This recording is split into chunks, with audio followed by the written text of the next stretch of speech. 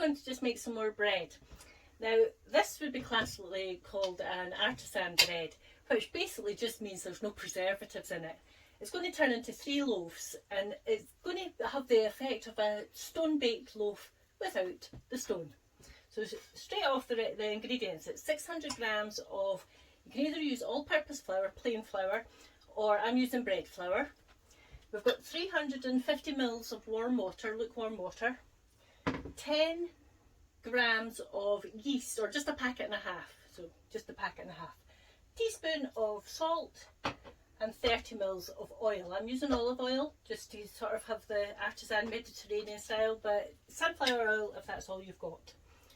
Just put a hole in the middle and add your ingredients. Now, I always keep my salt and that separate at this point, because I always remember being told that the salt will kill your yeast.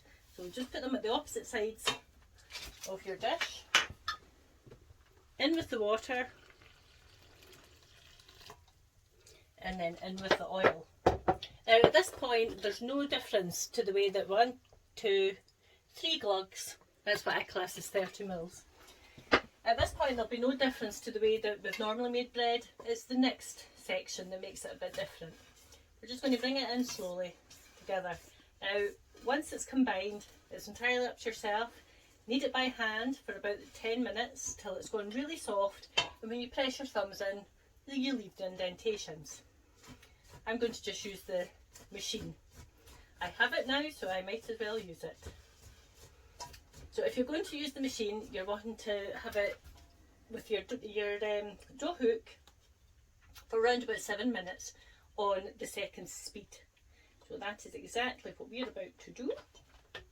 Try not to overflour it. If you're doing it by hand on a surface, try not to overflour this. In fact, normally if I'm doing this type by hand, I have some oil on my hands and on the work surface just so it doesn't stick. It's a wee bit wetter a bread, you see, so you don't want it to be too dry. So I'm going to just turn that on to 2, leave it to do its thing. Well, getting faces from the cameraman there. I won't turn it on right now. So we will put it on to 2 and leave it to do its thing, and we'll come back after that. Okay, it's had its time for kneading, and all we'll do is just bring it down off the dough hook, take the dough hook out, might be easier, and then you're needing to just oil your dish, just the same as always. Like I say, this section's just the same, it's the next bit that's a bit different. Your dough just needs to be lovely and soft. I mean, you can see just how squidgy that is, and it's taken my thumbprint in. It's a beautiful squidgy dough. I love it actually when you work with the machine as well, because it's nice and warm. Warm. What date are we on? 5th of May. Snow and hailstones. Not necessarily in Orkney, but in Scotland anyway. Bit of your oil right round your dish, and then popping it in. This should only take about an hour to rise. Shouldn't rise as high as my big dish, but just in case, quick squirt of oil on your shower cap again, and then just leave it somewhere warm. If your kitchen's warm, just leave it in the kitchen. I'll just put this through in the sunshine, and after an hour we'll come back and do the next bit. Okay, so it's had lots of time to rise, and it's come up lovely and big.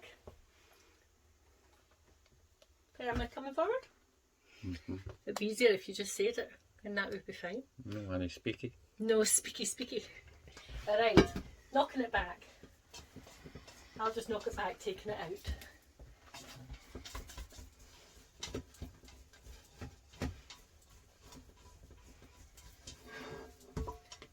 Out onto the surface.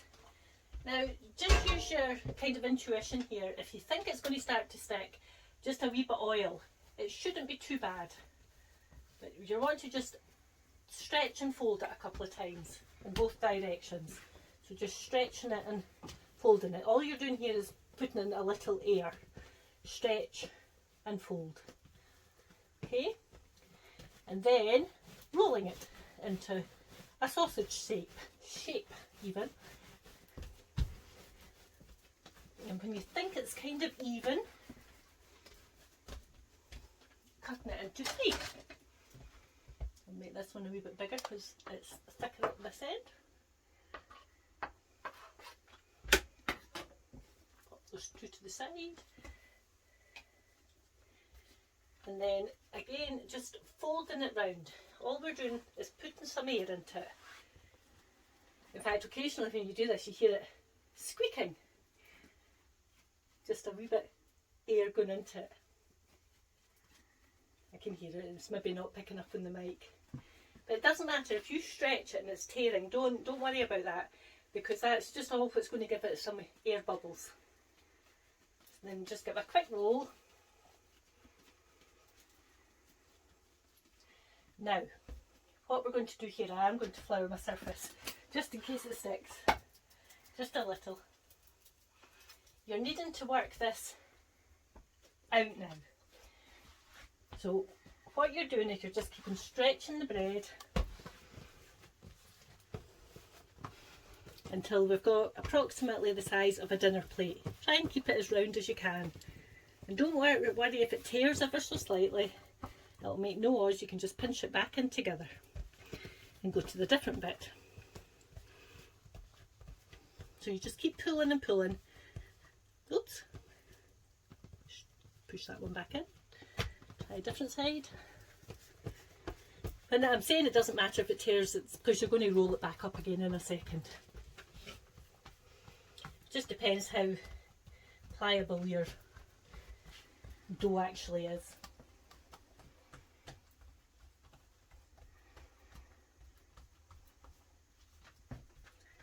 Of course, I'm trying to do it quickly because we're filming, so maybe just take a wee bit longer than I'm doing on it. When you think you're round about the size of a dinner plate, you just bring it back together, just rolling it, tucking in your ends as you go. If it sticks at all, just have your back end of your knife handy. Just roll it again. Tucking it in as you go. And then once it's completely rolled up, turn it so as you see your seals and just bring your seal together, pinching it the whole way. And then now what we're needing to do is try and make it look a wee bit more even. Put a wee drop of flour down, it's going to stick. So just work it with your hands until it's a bit more even looking.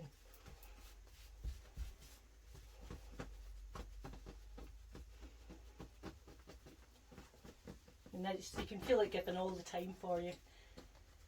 And now we'll stop in just a second once I've done this one. You'll obviously have to repeat the process with the other two. Pop it onto your tray. Now leave enough room that you're going to be able to get the three on, so quite a big tray. And then just as that one's finished, just press it down again. Just flattening it slightly. And like I say, you just repeat the process. Once you've finished all three, you're wanting to heat your oven to 200 degrees centigrade, 400 Fahrenheit, gas mark 6. Cover these with a tea towel and leave them to rise again for about 20 to 25 minutes. And then we'll come back just as we're about to finish it off before they go in the oven. So I'll crack out with these two and I'll see you again in a wee while. Okay, so they've had their 25 minutes to rise. Don't worry if they don't look like they've risen too much just now, because they will rise again in the oven.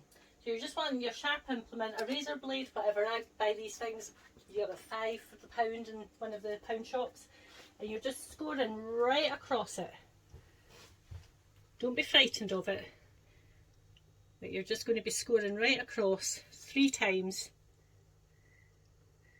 on each of them. That one's pulling, let's get a different one.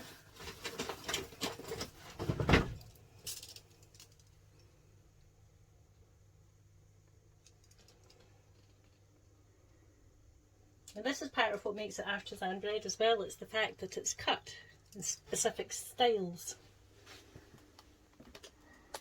Listen to me, like I know what I'm talking about. But I believe that's what makes it Artisan.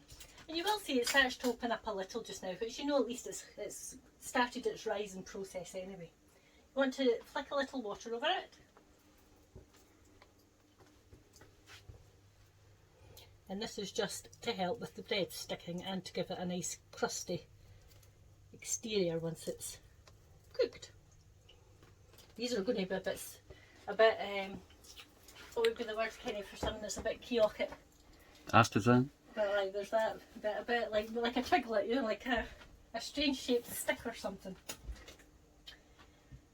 But it's always the way when you're doing things. They never quite go the way that they do when you're not filming. Could be a knobbly loaf. A knobbly loaf, that's what we could call it. We were wondering what to call them. There we go, knobbly breads. Unfortunately, I don't think there'd be too many people would find it on YouTube if they were looking up knobbly loaves. If you don't have a wee sort of tea strainer, this is actually, don't worry about it, just use your fingers and just, you know, from a height, just like that. Could do our Ainsley Harriet impressions, just like that. Into the oven, middle of the oven, 25 minutes, and as with all bread, unless you actually smell it burning, don't go near it.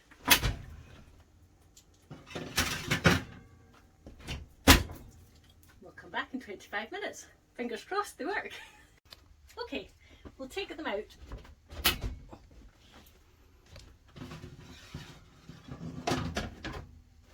There we have our 3 Artisan loaves.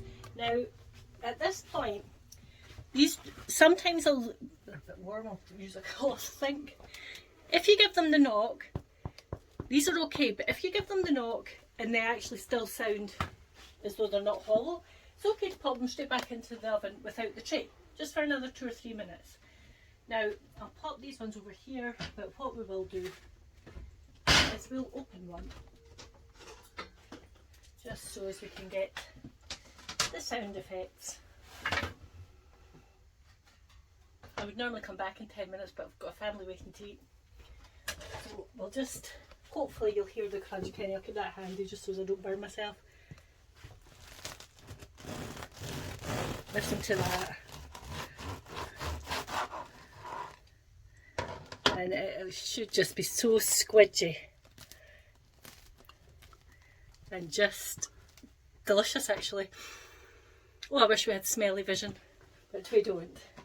But anyway, as always, if you need any help, just pop over onto theorkneynews.scot and you'll get the written recipe. It goes up just about the same time as it goes on YouTube Live.